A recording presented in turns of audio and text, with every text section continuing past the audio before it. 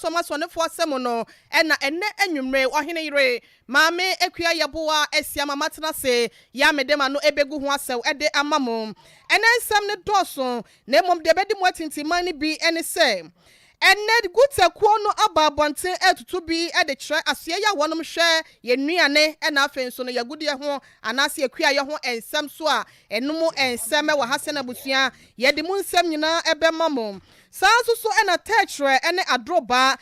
sukun nkwada boss ekohwe ase enam so nkwada num etimi tu na nanom se do no enkyere nsem bi a etwa yemu bi enso efri mu eba enne anwumre endi sekire bata amanyoko no wonom edo mu mantama adwumadi ahodo ehyehyɛ so ne nyina da eye abato ho nse beko mantama ahodo ene miamia ahodo ne akohwe de efri won so eba sanso so na ma me bi ya ono so sabre wagye asini nansa woko ede apre ahonidie mapa ede ama o meyi tia yentwa ye homla na ensem no mu nkyeremu nyina ye famo na so no ubetimi ahwe live ewo Facebook eye Sompa 93.1 announce Sompa TV Ghana YouTube no so ede mu live wo ho eye Sompa TV Sompa 93.1 FM Kumase afe Sompa 98.9 Sunyane ena katie etwagu ema mutie bi Sompa, Sompa, Sompa, Sompa, Sompa. Abusiafo yɛnhyɛ nsɛm na sɛ ɛmfa mamo na sɛ yɛda ɛna aseɛ yɛ wɔnom hwɛ yɛ nuane ɛne yɛn nkua yɛ ho nsɛm soɔ Dr. Afriye akoto atua wano no ɛkyerɛ sɛ na sɛ dwadifo ma binom sɛdeɛ wɔnom sidi nneɛma atwa ɛyɛ dwadifo wɔ dwom no wɔnom ɛne ɛngye ho ebi wɔ hɔ abɔdeɛ baako bɛba so wɔ dwom no yɛsi 50 Ghana cedis na no ɛna yɛ wura koto ba abɔnten ɛna wɔne na so yɛ no ɛkyerɛ sɛ ɛwɔ mo sɛ nneɛma boa yɛ dɛdeɛ nanso no sɛdeɛ kwan ya edwadifo mebi editimemfo a wonum di dwa won chen no efa mu no enya ade a wonum ani gye hwanu nte no wonum ankasa so ye ho wonum bebia edwakuma bi se be ya timemu ni biara wo pese wo bedi dwa wo ho no ene esem o se body o wo betimi aba ho na afen so aba beto bi ewo aboofo mu na enura da ye de mu nkyeremu nyina emamo na ebusuafo de apie mu ene se national president ede Magana Union of Traders Association guta en wo twa ne tia ede frɛ no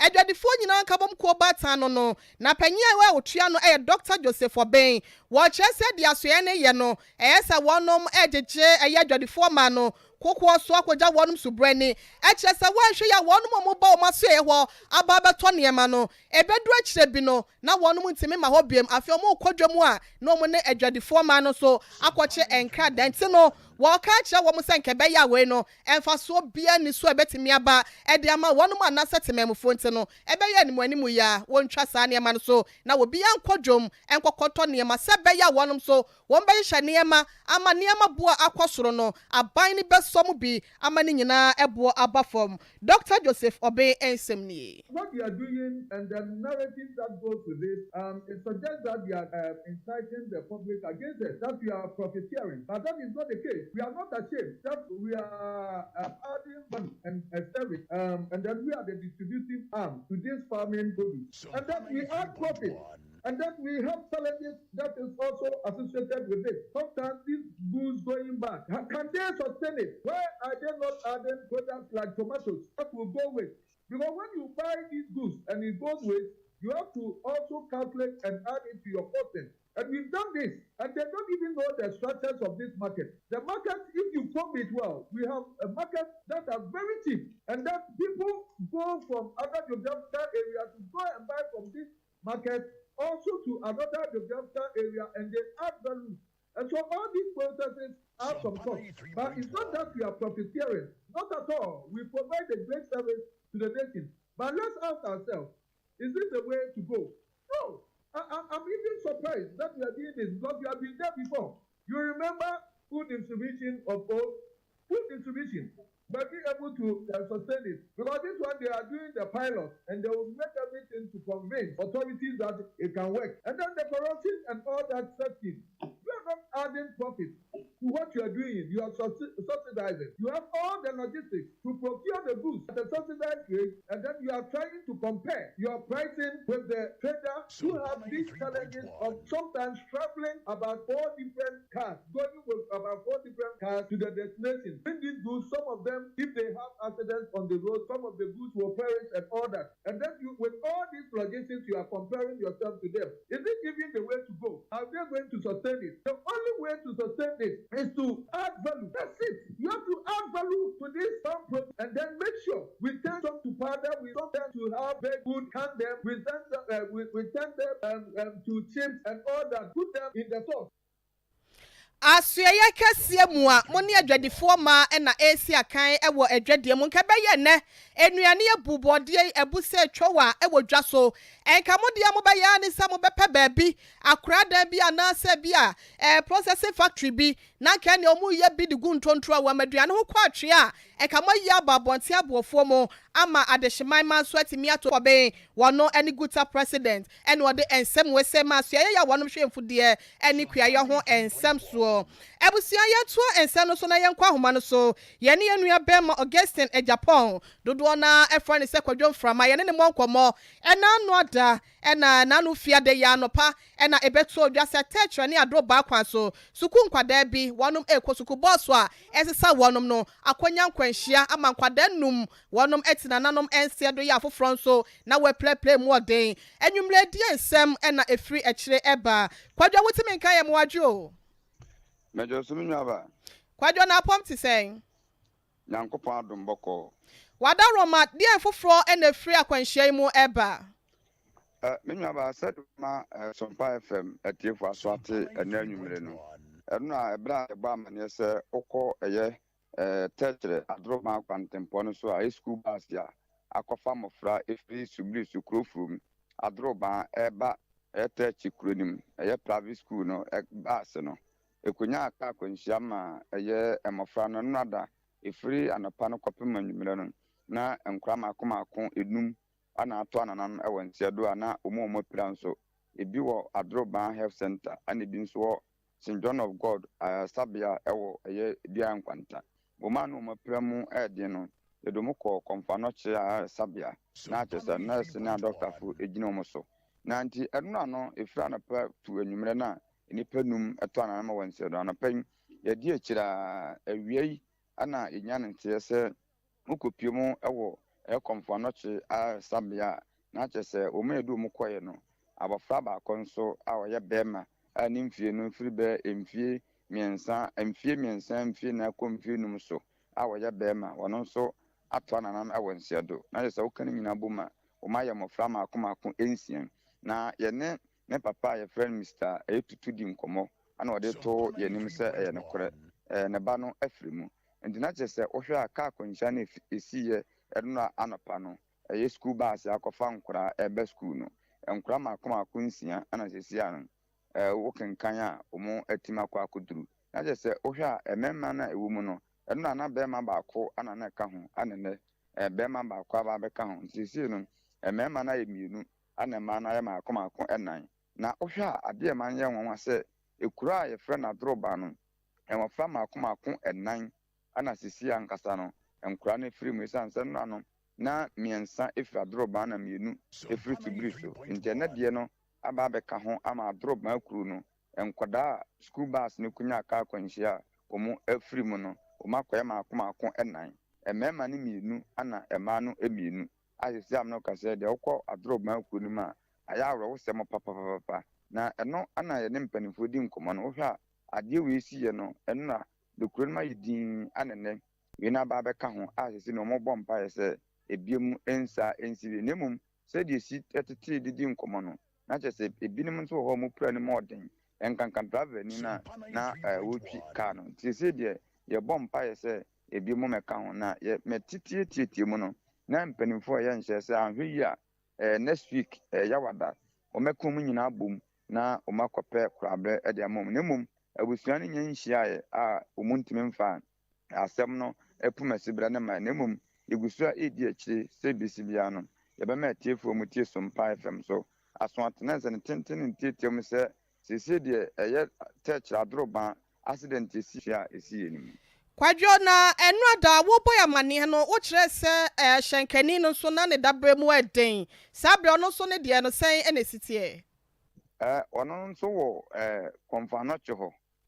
no nso no onso de modern nti enyina mpa ya gba ne se ne ho beto no na ya hwese ebiemu emeka ho.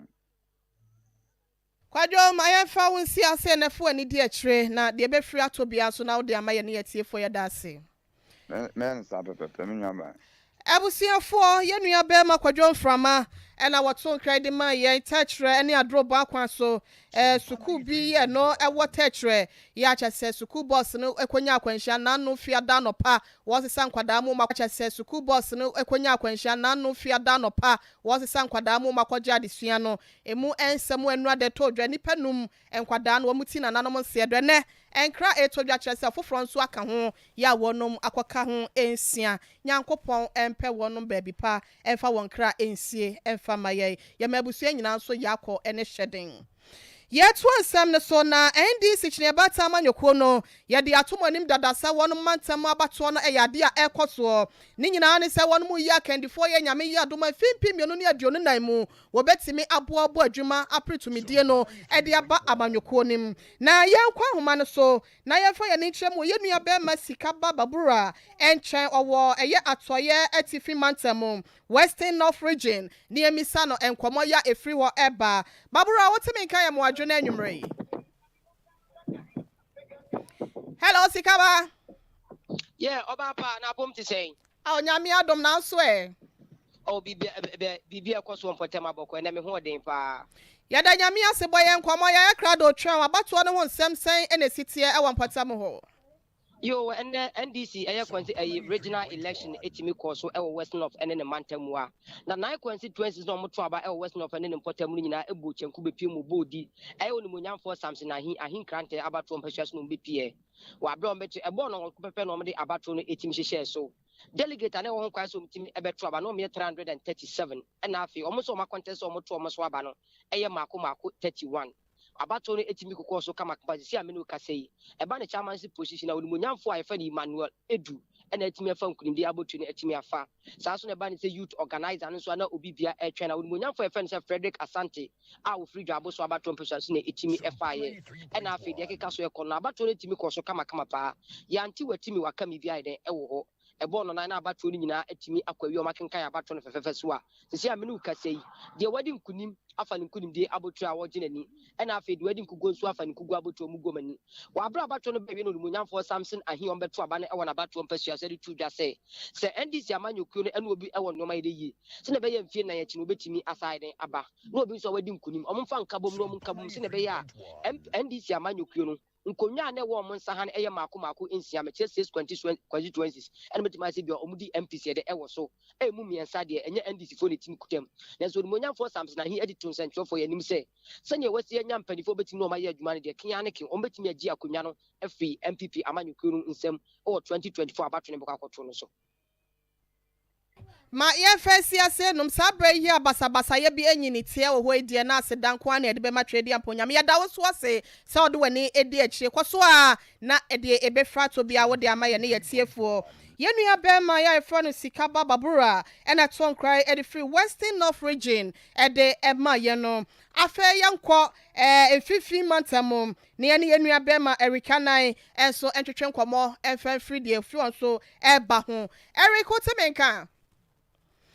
Ebusia ye boy ahomoden sa yen sabeka ye nua be ma Ericanai ewie mo nso na gugu kakrenti no nyamsa ahoma no emu ayeden kakrenti no ye hwatoto a ne yenya ye nua be ma Ericanai ne ye bisa no se NDC abato ya ekoso no sen na esi etie na yenhwe na yenkwa ahoma no so twen ye wura ofosu ampofo ene egu eso ne yenko bisa no no so de no wo ka e de fa abato no yenkwa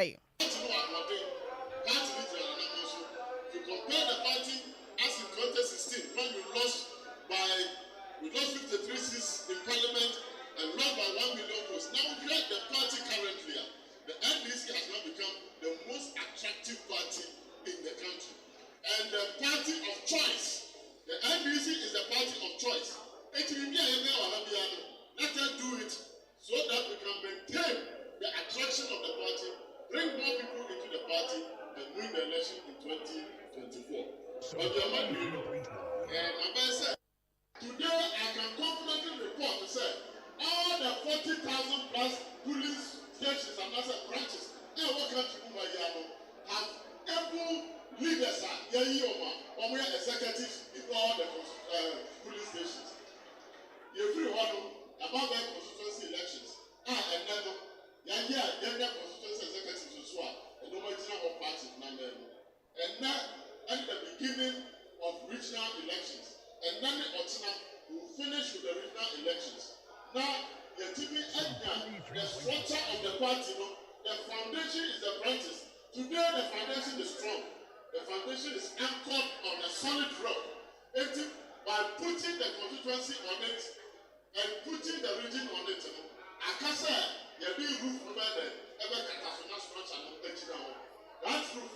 and I ever call National Congress, 17th December, they could determine new national executive for the party. Then the party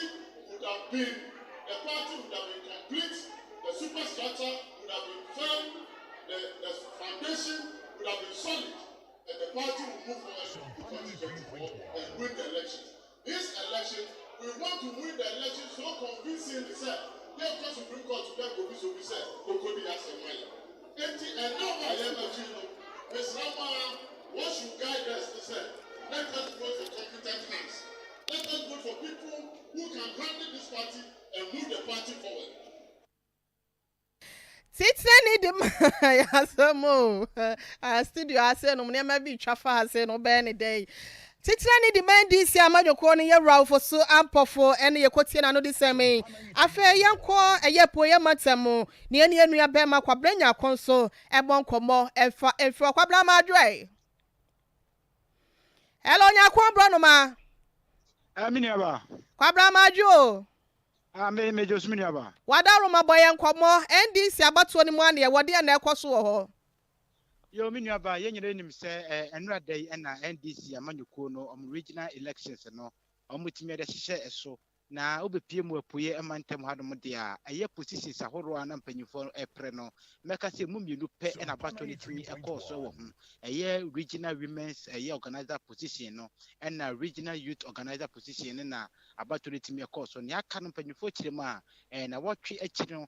ombe hye dapotin na mpo na bato ne timi akoso na dwede ni nyina ekoso ewo ensamam no wo samam adwagiri mensi no emu St Martins senior high school na dwede ne ekoso senior nra medi kan de tu adware dwede na asase entem enam eye venues asasa edi kan ekoso no na abato no so meka se na eye keenly contested je na eye abato no na ne pre no na ebe ho pa esanse wo hwe emma efimu ede baye na obi kan kyerɛw ese na emu eden ede ma nipa gyina no enyina na ye hwe positions no regional women's organizer no na ma Michelle na osei ampem ono na ye incumbent regional youth organizer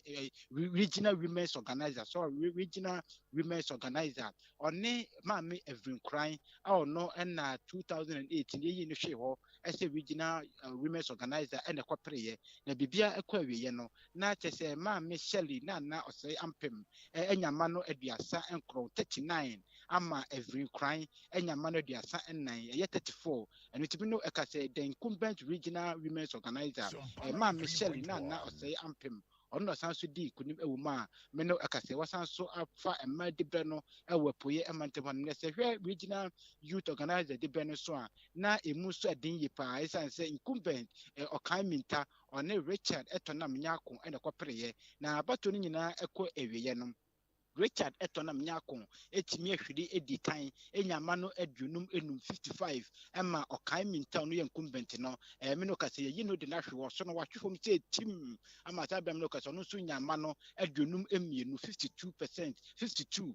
votes me no kase no bibia ekọ ede ema Richard etonam se ene ono ene ye regional youth organizer na bridge mede ni nyina ekọ ewiye no na eye party no ekitafo enimpo no sa na enipa a wɔpopiri nyina kyitafoɔ ɛba abɔnten bɛto dwa ɛkyɛ mi sɛ de kure ne ɔmani agye ɛkwan a abatɔ de atimi akɔ so na ne titiri no wohwɛ regional youth organizer de bɛne de a no kyɛ mi sɛ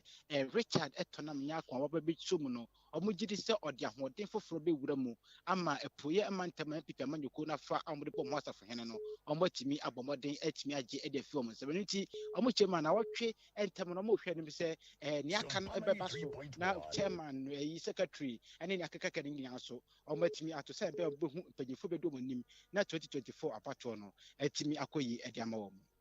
Kwablame na se na fo ani di akyire de befra to bia wo de ama ye ne yetiefoɔ ye da se papa pa ye na anwumre yi yenu ya bema kwabena nyako ene tonkrai ede free po ye mantam ne nyina ya abatoa ne ho nsem se de esi kwa ho no ena ye de emu ama ne bo ede amam na busua yen kwa homa no so na emfifi mantam mami Jane na opoku ageman panyin pa be de akire ede makane John Dramani Mahama ya wotu franka ede ma NDC amanyoko no wano so ekọ ho ede nsem kakra etudwa sei so ya yem wa ye no pandemia na kansi no owo mote obi agudo wa ya kono nso obi akedo be ye kedo man na kansi so ne suban bi wo ho ama mepe wo so pe nti onya hwe nti aya kasa bi no onkro fom na nda dama kasa no onka wode mu nda ko fom no nanam ebe ne panyini na okasa de mi a onye fe na dem panyini imre bidwa ebo to be ta afrabafo a na rekasa ozidam kasa no bachiro hwe emeni bia sorry saya eye ofiso na ofiso nso yehwe history empires obesnako ebo hwe na mofo no mbu mpanyifo so na magimfu so aye wanzama no mama mofo ma so ebu no omba nto ye nyina he na asese central region ye nyi hwe branch ye nya ye na asomdwe it's all bandam na eh ye makasa bi nkofo ahobasha so encheye ye nyimdam ze dwumadzin na ye kasa ezimi ebutumi ya ye na ye kasa mechi no na azin nche hu iya ye nhwehwa so ye sra won ye mo no nkofo na ze dwumadzin no wo tete ya enti da me ye hu ni bi da me ye hu 2020 elections aya ye wo opposition ti na ye ska ya no profura wojina ban na chi no yenyima waye mo ebreska no one fancy election e baza na waye osunsunsu ando no godudan ona ko na nse bi waye honaze okumase ibi anno wo pedo oban sika e wo tete na chi wo boboko a ejuru wo entase ogodu ewe na oye dan nye sika no wo hwe wo zeto wozo to abano woman ye hwe ba oba ye benya obi obaka he na abom oba me nyina ye mu da central region ye ko ye nyima oye obi ananyu da ha o eye ye nyu da ha ya nkofo so banyu da ha oso na wonyim de wansa kan do be yi eye ne ye maboko na oba banda ye hu bi da me ye ma onsi Ebusia Professor Jena na opoku agema wono eye frankatu ne abedi akire edema ye John Dramani Mahama ewo eye efie bia etwemu na wonom so preso betimi ababe kremu edi omen edwa ne nsem bi okopie mu ofifi matemu abato no so emu no na ebusia ye de bi amamu na nyame ya adomu a Watchina da Santimanta Masenom no yehwese Baba Yara Sports Stadium chairmanship vice chairmanship na fe secretary so womo abatuo no yehwe animu se ebekọ so yehwe mobo se de ebefiri mato bia no yemfa nkame yetiefuo yehwe na yentoa ensem no so emfama mo na tresem na kansa wi nyame Sompa free ho a ahonidie mapa na ewo ho eno aka ho bi amobi aye na afa mu de abo se be ya ahonidie ho nsem no ebetimi asipi na sitande ama ye nyina da na etimi aboa nyale wa hodo bi na fi so de braye no yetimi asi anokwan na eno na oba panyi baako ya wɔno wɔko de atia efin ɛwɔ ɛyɛ ɔman yi mu na ekuo ya wɔdwan sɛ fighting for sanitation ne din de owura yere akwasua tawia wɔno so de ato dwa sɛ nansen ya da ɛne ɔmo yɛ ahosiesie adwumadie bi ma ne kɔ so ɛma wɔde kasayɛ atu dwa na wɔkyerɛ sɛ nyame yɛ adom a wɔkyene kwasie ya no ɛyɛ adai ɛno nti no esan sɛ wɔtumfoɔ te kra rete bra nwoma so wɔbɛtena se ama nananom afiri patrapa ne pitiripi aba bɛkyia no nti no nyame yɛ adom a wɔkyena wɔkyerɛ sɛ Dr. Mensa Street wɔ ɛne ne mpɔtam no ɔmo de ahonidie ho nsɛm ɛbɛhyehyɛ so ɛwɔ hɔ ne nyinaa sɛ wɔnom plapla hɔ no ɔmo asiesie ɔkamakama na yɛde no bɔ nkɔmmɔ ɛfa dwumadie no ho Chobutaya esi ani so ne sɛ yɛpɛ sɛ asanteman ɛyɛ fɛ na ɛnyɛ yɛn nko a yɛtumi ne yɛde yɛ saa adeɛ no ɛyɛ yɛ maame no mu bi a wɔn wɔ amanane ɛne yɛn papa no bi ɛna wɔn aka wɔn ho abom sɛ wɔn pɛ sɛ yɛboa yɛn ho na yɛma asanteman yɛ fɛ nyɛ sɛ bi a wɔn akɔduru obi maa so nti na wɔn gyae wɔn die mu saa nti wɔn ma yɛate kuo sɛ bosumi biara hyɛseɛ no yɛmprapra kurom yɛnsan mɛsom yɛwura ɔpemsoɔ wɔ ne fie ha se enti botaye esi ani so deɛ yɛyɛ asom no yɛngye afutu a mede ma adravafoɔ ɛne kuromfoɔ nyinaa ne sɛ yɛnia nkasa ɛna yɛtɔ nsuo nom yɛyɛ bibia yɛyɛ fin enti mafutuo ne sɛ adravafoɔ obiara pɛ rɔba polythene bag mumfa nsen ni kem sɛ obi betena mu pa manipa kro ne nti ase sɛ rubber nest wɔn so ɔbɛnum so ana obedidi a ɔmfa nhyem na muduru baabi a that's bi wɔ hɔ ana bɔɔl bi wɔ hɔ ana ma kyekyere na mo de ato ana sɛ mu kofi a na mo yi ato mo yere mo bɔɔlem na ade kye a wo makɔ akɔto agu ɛna me nuanom so a mo wɔ kuro mu no mesrɛ mo eduru sa no pa mo ba bebie mu sto a mo animu mo mprapra mo gata mo mprapra na mo ano baabi a mo betena so mo mprapra na baabi so a mo bewie so a mo tena ye na eduru anwumra mo nyina mo ano ne ye kuro ni san ye krabehwe enye saga city na na ye wo mu dada no mesrɛ mafutu a mede be ma mo no ye nyina ye nya nka bom odo kuro ye ne mprapra ye kurom ne siesie ye kurom na enye fe